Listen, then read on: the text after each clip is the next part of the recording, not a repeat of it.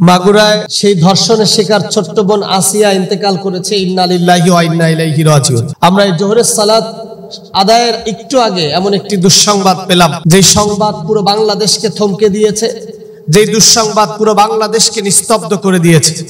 আজকে মনে হচ্ছে পুরো বাংলাদেশ ধর্ষণের শিকার হয়েছে। এমন অহরহ ঘটনা গত 53 বছর ধরে বাংলাদেশে ঘটছে, যেটার কোনো সমাধান আজ পর্যন্ত বাংলাদেশ করতে পারেনি।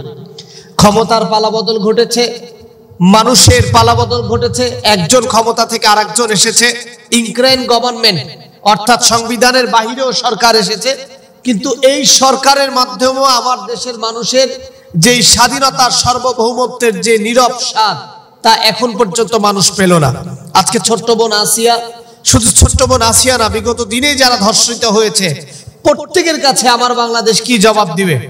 আজকে সোশ্যাল মিডিয়ায় হয়তো 2-3 দিন এটা নিয়ে আলোচনা চলবে, টেলিভিশনগুলো, স্যাটেলাইট টেলিভিশনগুলোতে হয়তো 2-3 দিন আলোচনা চলবে, এরপরে নতুন কোনো ঘটনা আসবে, সেই ঘটনায় আবার আসিয়ার খবর ধামাচাপা হয়ে যাবে।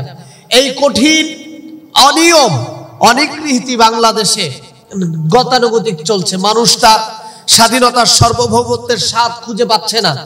বোনেরা, মা বোনেরা নিরাপত্তায় রাস্তায় হাঁটতে পারছে না। খুন, লুটতারাজ, ছিনতাইয়ে মানুষ তার ব্যবসায়িক চাকরিজীবী জীবন গতিকে সঠিকভাবে উপস্থাপন করতে পারছে না। এমন বাংলাদেশকে আমরা চেয়েছিলাম, যে বাংলাদেশকে আজকে ধর্ষণের বাংলাদেশ বলা হচ্ছে, যেই বাংলাদেশকে খুন, রাহাজানি, ছিনতাইয়ের বাংলাদেশ বলা হচ্ছে। আমাদের দেশের এই গতানুগতিক পরিবর্তন কোনোদিনও আসবে না। আজকে ছোট্ট বোন আসিয়া কয়েকটা দিন কি নরপিশাচের মতো তাকে নির্মম ভাবে, নোংরা ভাবে তাকে আঘাত করা হয়েছে, যার ফলশ্রুতিতে কতদিন তিনি হাসপাতালে থেকে আজকে ইন্তেকাল করলেন। আল্লাহ সুবহানাহু ওয়া তাআলার ডাকে সাড়া দিয়ে চলে গেলেন। অথচ যারা তাকে আজকে মৃত্যু সজ্জায় পৌঁছে দিল, যে ছোট্ট শিশু এখন পর্যন্ত বয়সের ভারে সে হয়তো জীবন সম্পর্কে কিছুই জানলো না, সেই ছোট্ট শিশুটিকে যারা ধর্ষণ করে হত্যা করলো, তারা আজকে জেলখানায়। কবে বিচার হবে?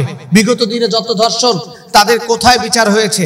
বিচারহীনতার কারণে ধর্ষণের প্রবণতা এত বেশি বেড়েছে, পুরো বাংলাদেশটাকে এখন যেন ধর্ষণের বাংলাদেশ বলা হচ্ছে। আজকে পুরো বাংলাদেশ থেকে যদি আপনারা আপনাদের এই ধর্ষণ, ছিনতাই, খুন, রাহাজানি মুক্ত একটি সোনার বাংলাদেশ পেতে চান, সত্যিকার অর্থে যদি আপনারা স্বাধীনতার স্বাদকে উপভোগ করতে চান, দলমত নির্বিশেষে কোনো ইসলামিক দল এমনটা নয়, বরং যে দলই ক্ষমতায় যাবে সে যদি কোরআনের নিয়মে, ইসলামের আইনে, কোরআনের সংবিধানে যদি বাংলাদেশকে পরিচালিত করতে পারে, আমাদের দৃঢ় বিশ্বাস এই গণতন্ত্র, মানবতন্ত্র, সমাজতন্ত্র দিয়া এই ধর্ষণ, খুন, রাহাজানি আজ পর্যন্ত বন্ধ হয়নি, আগামী দিনেও বন্ধ হবে না। আমাদের বিশ্বাস ইনশাআল্লাহ তাআলা কোরআনের বাংলাদেশের মাধ্যমে, কোরআনের শাসন আর আইন বিধানের মাধ্যমে আমার বাংলাদেশে মা বোনরা স্পষ্টভাবে হাঁটতে পারবে, এক স্বাধীনতা সার্বভৌমত্ব উপভোগ করতে পারবে। মানুষ তার কর্মজীবী থেকে প্রতিটা ক্ষেত্রে জীবন পরিচালনা উন্মুক্ত ভাবে করতে পারবে। পৃথিবীর কেউ তাদেরকে আটকাতে পারবে না। কোরআনই পারে একটি সুন্দর শিষ্টত্ব সমৃদ্ধির বাংলাদেশ, স্বাধীনতা সার্বভৌমত্বের বাংলাদেশ আমাদের ফিরিয়ে দিতে। আল্লাহ তাআলা এমন একটি বাংলাদেশ আমাদের হওয়ার তৌফিক দান করুন।